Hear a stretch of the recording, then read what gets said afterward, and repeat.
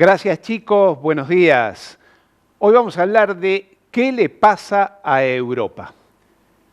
Desde hace unos meses, desde hace un tiempo, las noticias que nos llegan de Europa son bastante preocupantes. Nos muestran una realidad de confrontación, de pelea, de manifestaciones violentas, de discusiones. Los países del norte se pelean con los del sur. Hay una situación muy difícil de entender. Europa parece fragmentada, parece empobrecida, muy violenta, diría que hasta fatigada, que contrasta con aquella Europa de la cual todos recordamos, en donde se irradiaba cultura, se irradiaba tolerancia, se irradiaba liderazgo, democracia y sobre todo un continente donde había un estado del bienestar, donde todas las personas y las clases sociales vivían más o menos al mismo nivel y no había esta confrontación que se está viviendo actualmente. Aquello era el resultado de un modelo, de una idea que había surgido en los dirigentes de Francia, de Italia, de Alemania, después de la Segunda Guerra Mundial, allá por 1956, que pensaron que para evitar que volvieran a surgir nuevas guerras y conflictos como los que había vivido el continente hasta ese momento, lo mejor era agrupar a los países, crear una unidad, algo así como más o menos después se pensó con el Mercosur. Pero en aquel momento era mucho más ambicioso, más ampliado. No solamente se trataba de un mercado único donde los bienes podían circular libremente, sino que había una idea de unidad política, de construir realmente un bloque.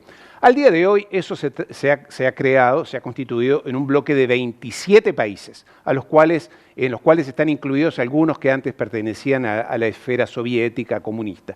27 países que agrupan algo así como 450 millones de personas en un espacio geográfico equivalente más o menos a 2 veces la superficie de Argentina. Allí se creó un estado de bienestar, una Europa exitosa, una Europa alegre y mirando para el futuro.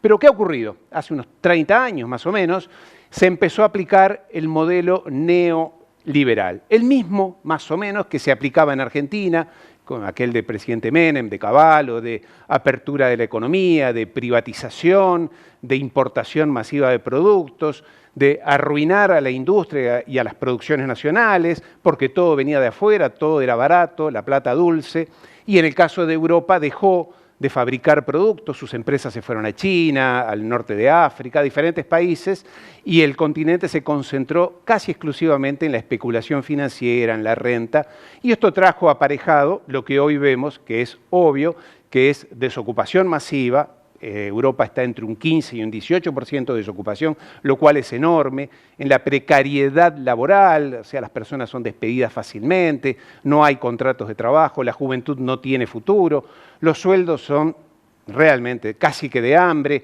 Hoy un empleado medio gana el sueldo básico, que es 1.300 euros, a usted le parecerá que es mucho dinero, pero le puedo asegurar que para Europa alcanza justo para vivir modestamente.